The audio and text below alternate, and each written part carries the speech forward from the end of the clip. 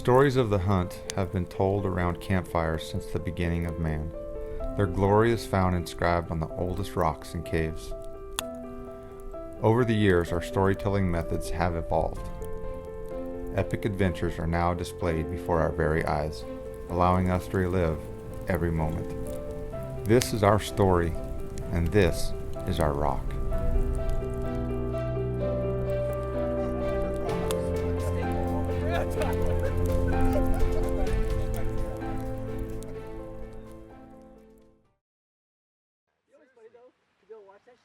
What kind of pants is Tyler?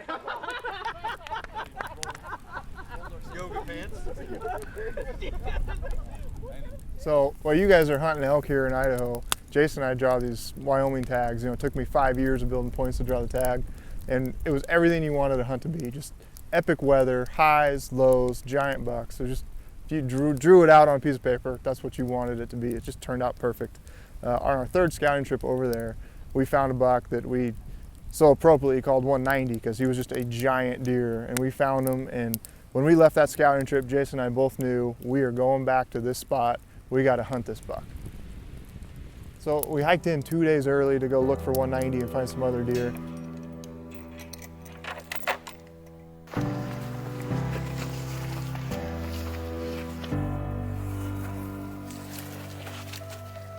And instantly got hit by weather, just thunderstorms and lightning that first night.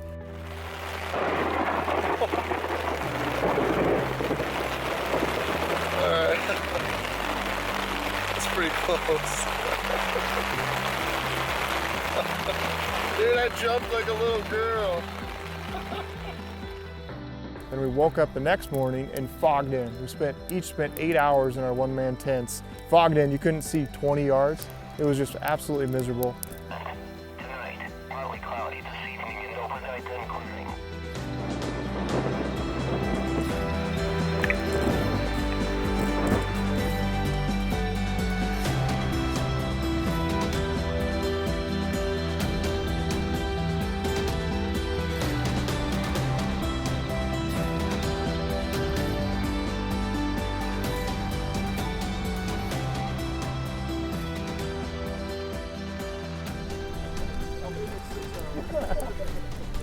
So then I glassed the whole next morning. It's opening day. You know, I get that excitement of opening morning. Don't see a single freaking deer. I'm just disappointed. But Jason's on the radio going, man, I got 4 groups of bucks over here. So I'm like, all right, pack up my tent and I'm heading over there. And I finally meet up with him on the ridge. He lays out like, all right, there's big gray down there. There's some other bucks over here. And there's 2 groups of bucks over there. And he's like, the biggest one's over there. So to get to him, we got to go past these smaller bucks. I'm like, no way. I'm not freaking doing that. I'm going after the closest deer right here.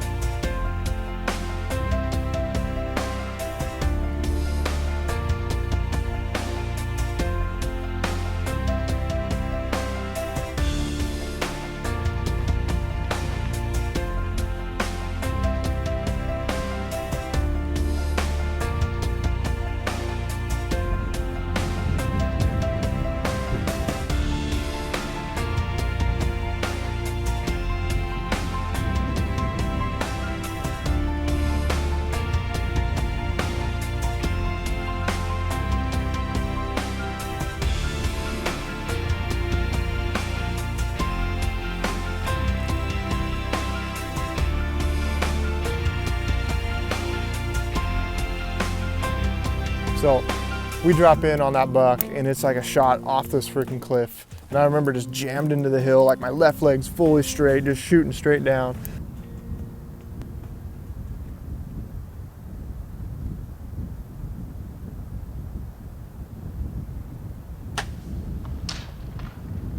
And the second I shot, it was just like instantly, there was no doubt I missed. And I just remember looking back up at Jason going, what just happened? And it was just I shot, and just like the arrow didn't have a chance. And we were able to watch the footage back later, and the buck just jumped the string. He ducked and was out of the screen before the arrow ever even got there. So normally you got that, you miss a buck and there's that frustration of like, oh, you're gonna get this one opportunity this season, but it was opening day and we knew we had more bucks, so I was headed up the hill and we were gonna go find some more. We get up on top and instantly see these does chasing a coyote around the hillside, and they run right by this pocket of trees and a buck jumps out of it. I just look at Jason like, how lucky can we be? And he jumped out and watched him for a little bit and starts feeding. And I look at Jason like, it's time to go. We're gonna run up the backside of this ridge, get up to this buck, and I'm just gonna get lucky and shoot him. And it was like your elk hunt. It was scripted out. It couldn't have gone any easier. So we go up there, get up, I'm about ready to crest over the ridge, and that coyote runs by me again, not 3 yards away. If I had my arrow in my hand, I could have freaking whacked him. It was crazy. Coyote runs by me, I peek over the ridge, there's the buck, 42 yards, shoot him.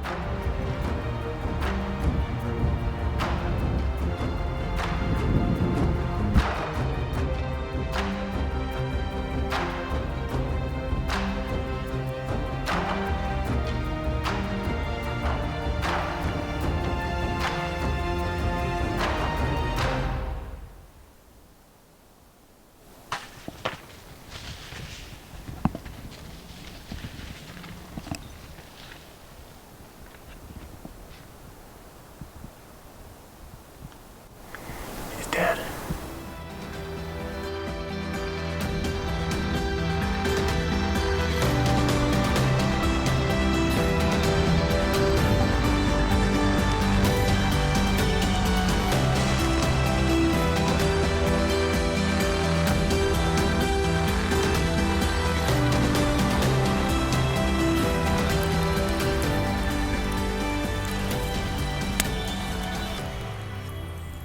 So Steve came through and killed a buck on the first day just like I knew he would. And so I had 5 days to get it done.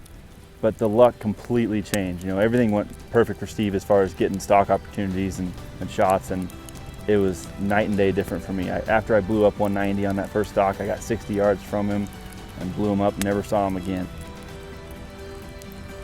And after that, it was blown stock after blown stock, and just I was mentally and physically beat after that. Don't film me now. Oh.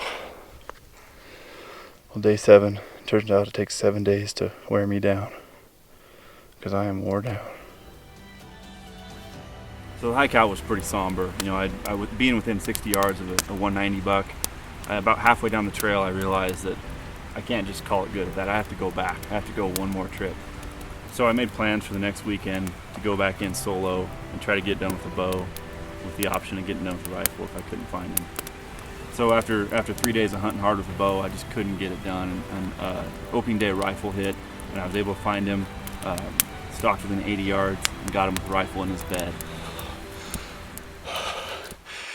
Sorry, I couldn't get it on film. I was 80 yards. I shot him in his bed, and he went down the hill and started tumbling. I just put one more in him. He stopped right there, thank God, because I gotta go back uphill. After spending 17 nights on the mountain, being able to walk up and put my hands on the buck that had been the goal for the entire season, that was awesome. I can't describe what that meant to me.